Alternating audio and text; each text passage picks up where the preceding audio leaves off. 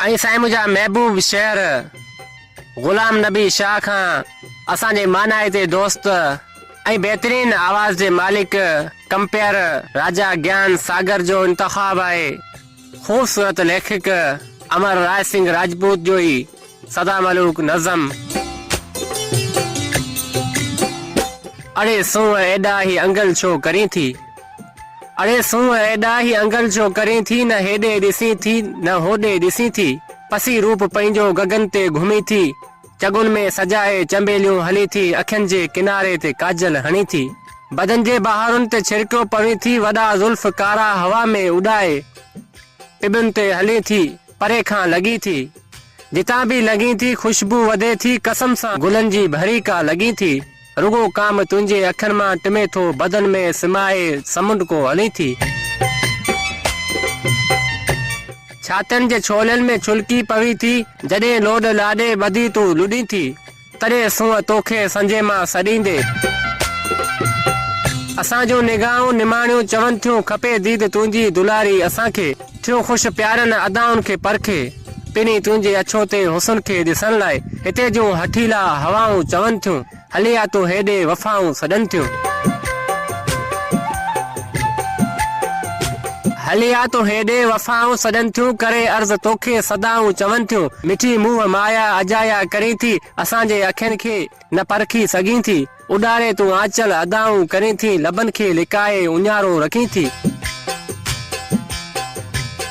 चितनि खे छिंडी तूं जुड़ालो करे थी, मिठी मंड मंडे तूं उजालो करे थी, चपनि खे भी कोरे डंदनि में हणी थी, रुदुनि सां अॻुनि में सवासो खणी थी, समूरी तूं बोतल शैंपेन लॻी थी, अलाए ते केॾी असांखे वणी थी, मगर मुंहुं माया में अंधी थियो वती थी, असांजे इश्क जो न अज़ालो करी थी, ॾिसी चंड चोॾस चिड़ियो पवी थी, अथई रूप अहिड़ो जो खिड़ियो पवी थी, ॾिसी चंड चोॾस चिड़ियो पवी थी, अथई रूप अहिड़ो जो खिड़ियो पवी थी, न सज खे मञी थी न चंड खे मञी थी, चरी सूंह एॾो सितम छो करी थी, लही नेठ वेंदो ई जवानी जो सूरज,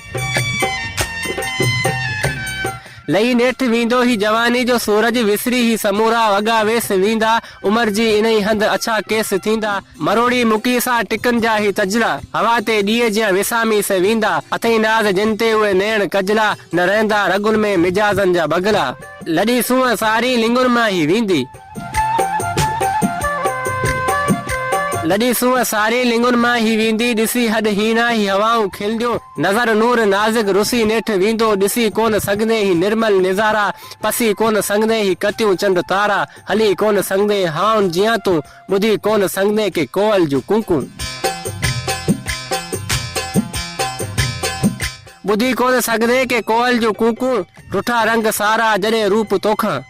तॾहिं सर्द आहूं भरे तूं उदासण, असांखे पुकारे सॾींदे दुआरे, असांखे पुकारे सॾींदे दुआरे, जॾहिं वक़्तु वेंदो हथनि मां हली ही, तॾहिं पूर पंहिंजनि जा अंदर में के पवंदा, जॾहिं सूर सीनो तो कोरे कपींदा, तॾहिं सूंह तड़पी अकेली दगुन में, रोई रोग ॾिसने